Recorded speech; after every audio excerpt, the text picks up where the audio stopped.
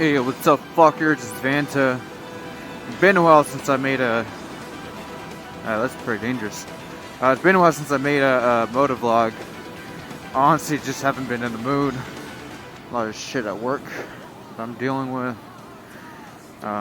Overall, just feeling overworked. But last weekend, or yeah, I forget what day. I believe it was Saturday. Went to Disneyland with my girlfriend because my job paid for it. Granted, I had to do something for them to get paid to hang out at Disneyland.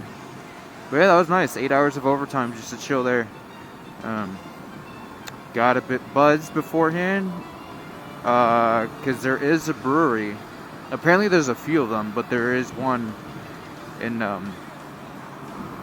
called Ballast Point, and they have some pretty awesome beers. Not all of them are great, but from what we've tried, the very few that we've tried, they were pretty good. Yeah, let's get the fuck out of here.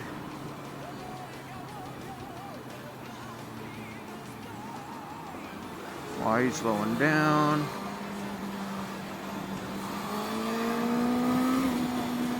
Whoa. Scanning my mirrors and didn't even see that guy do that.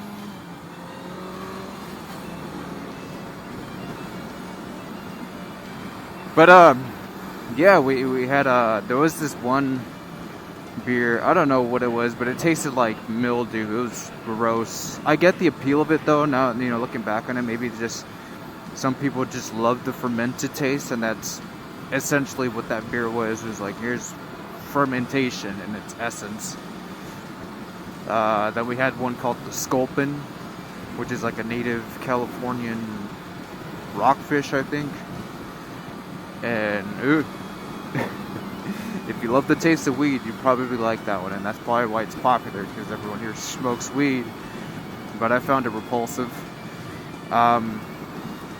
We had, God, I gotta look it up now. I gotta go on the website and see the brewery, because it was like a serrano pepper beer. So it was a particular beer infused with serrano peppers, and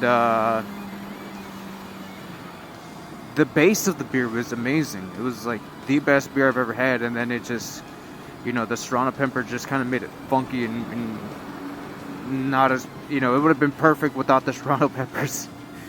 And I'm not much of a fan of serrano peppers anyways. That's that one chili that just, I can eat as many jalapenos as, it can only get so hot. But for some reason, serrano, it just, the more you eat of them, the hotter it gets. Same for habanero, like, the more you eat of it, just the more miserable it is. You gotta eat it in moderation, and serrano's absolutely one of those peppers you gotta eat in moderation. But yeah, that beer was perfect. And then we had a sour, which I believe it was my girlfriend's first time trying a sour. She liked it. I'm not a fan of sours. I'm just more of a fan of like blonde ales and just basic bitch beers. I don't like IPAs all that much. I'll explore every now and then if there's one that looks interesting, but I'm not a fan of IPAs because it's just the hoppy taste. It just reminds me of weed. Not a fan.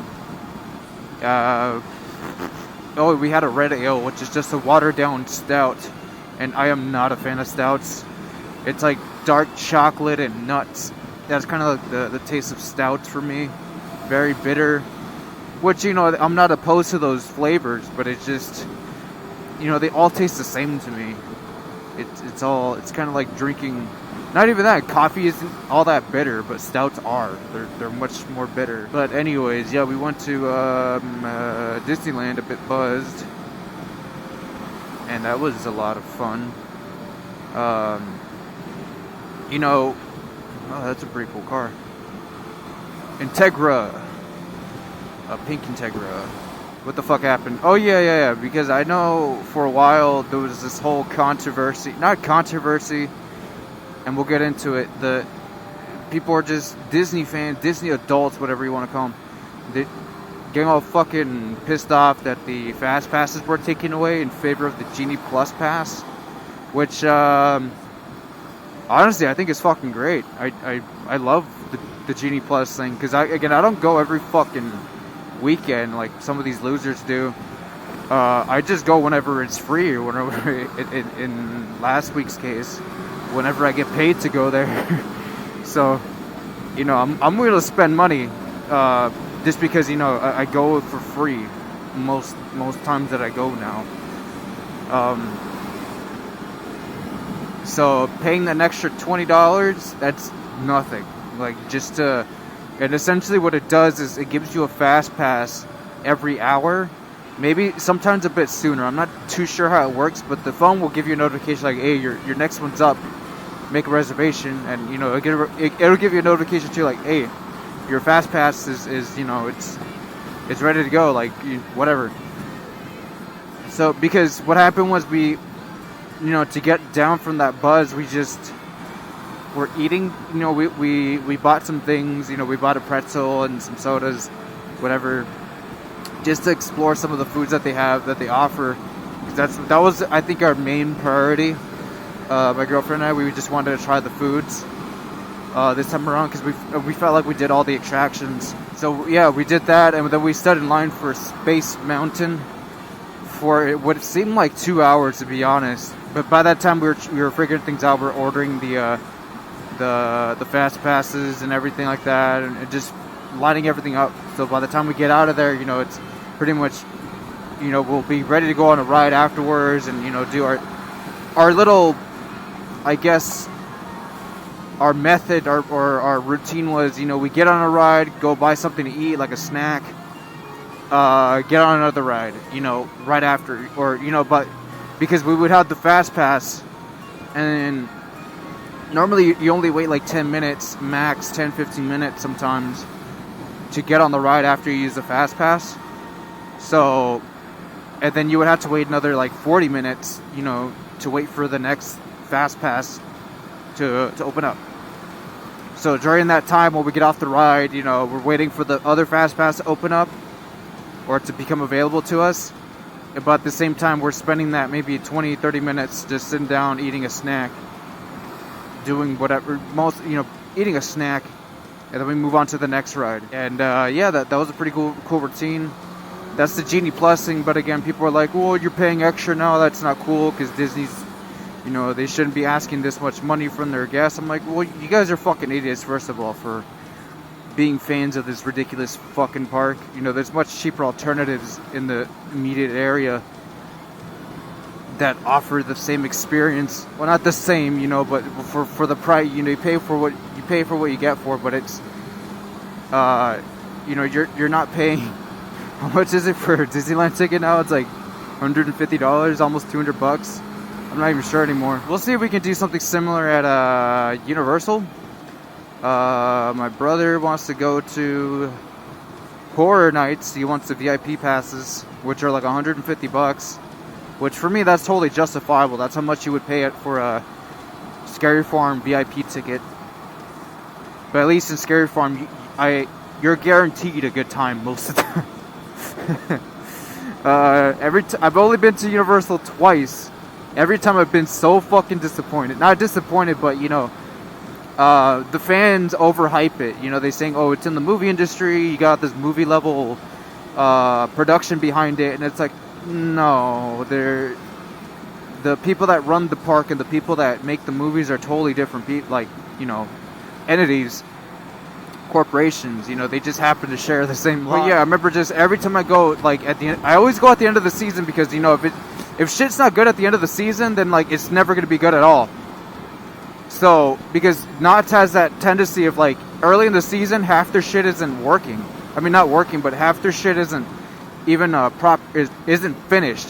So you get a lot of, like, props that aren't working properly. You get a lot of mazes that are just, you know, the paint is literally wet because they just finished painting it like that morning. You know, they're still troubleshooting some electronics. But Universal, like, straight up, some of their mazes are literally unfinished. Like, I'm talking about, like, black walls for the, you know, the last half of the maze, which You would think for one of their flagship like fucking mazes, like Texas Chainsaw Massacre or The Exorcist, that they would have that shit like done, like decked out, premium. This is the attraction, you know. But no, both those mazes, like I would say the last third or the last half of the maze was just black walls. That was so fucking insulting. At the end of the season, it's like, you know what? We don't even give a shit. Like, you guys are gonna come here regardless.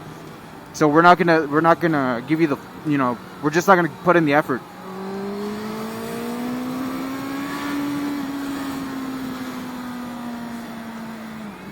And don't get me wrong, Knott's has a tendency to do that too, where they're just like, you know what, you know, they treat their employees like shit. So you got a lot of people that quit like halfway into the building season, which is right now during the summer. So, you know, there's only so much manpower that can produce so much, and they a lot of times Knott's kind of they're a bit too ambitious with their projects. Ambitious in a way where they ask too much of their employees, and then they quit and move on to other companies, you know, more independent companies. And I know this from experience because I worked at Knott's. I've seen it. I've talked to the people that work on the mazes and such, and it's a fucking mess, dude. Like, I remember as a kid, I used to love, you know, the fuck out of Knott's Scary Farm, and just Knott's in general. But after meeting the people in charge, you know, like, not that they're underqualified, but they're fucking hacks. A lot of them, you know, they're just stealing ideas from other people, not giving them the, you know, proper credit. It's like, alright, like, I can't respect this anymore. Like, you guys are fucking thieves. That, and just knowing how shit is ran, you know, like, again, they pay, it's Orange County, so they, you know, they don't pay shit. You know, even LA minimum wage is like fucking, you know, luxury living compared to Orange County. They don't pay anyone shit there except for, you know, the managers and shit. Lots of sexual harassment going on there. That was insane. And I remember they tried to pin me on something that one of the girls is getting sexually harassed by one of the, I think, managers, whatever. And because I talked to this girl just after, if everything's all cool, they called me into, you know, the same guy that was harassing her called me into the office like, hey, like, are you guys having problems? Like, we heard that you guys are, you know, are having like tension or something. I'm like, oh, I'm fucking out of here. That's when I quit. I was like, this is bullshit. I'm not gonna be dealing with this shit. Dad, I had a couple of ex-girlfriends work there too, and they dealt with the same bullshit. But yeah, I don't know, like, if we go back to the Disneyland thing, I mean, again, I only go when I go in for free, and by free is usually it's provided by my job, or I know someone that works there that, you know, invites me over. And sure, the $200 I would have spent on the ticket, I would more than willing, you know, be happy to spend that in food and snacks and just, you know, enhancing the experience. But if I had spent the $200 on the ticket, I'm not gonna spend. I mean, it would fucking suck knowing at the end of the day I spent close to, you know, $400 just to have a good time at Disneyland, as opposed to 200, you know, including my girlfriend, which is, you know, $100 per person. That's totally fine. Yeah, but you gotta get the people that go there every fucking day. They can barely afford to pay for the, you know, the year pass or whatever the fuck they call it now. You know, they're upset. They're like, oh, I have to pay extra now if I want to use the fast pass. It's like, well, the system is there because of you fuckers. Because you guys just, you know, overcrowding the fucking the queuing system, that they need to find a way to kind of give just casual theme park goers a chance to enjoy everything in the same day. And believe me, we only had about like 5 hours to enjoy the park, and we did almost everything that we could. You know, except we probably would have waited in line for the Rise of the Resistance. Although I'm not really a fan of that ride. I did it twice in one day, or in the first day that I got on it. First time was fun as hell because, you know, I was drunk as fuck, like super wasted. So that was a lot of fun.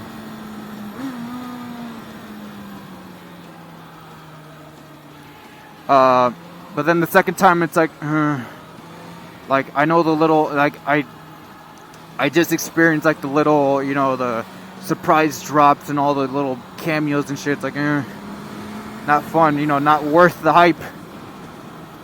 You know, my favorite will always be, though, it's only takes you like 30 minutes to get into the ride, regardless of how bad, busy the day can be. Well, honestly, it just offers you the same experience. You just sit down and fucking, you're shown around different shit.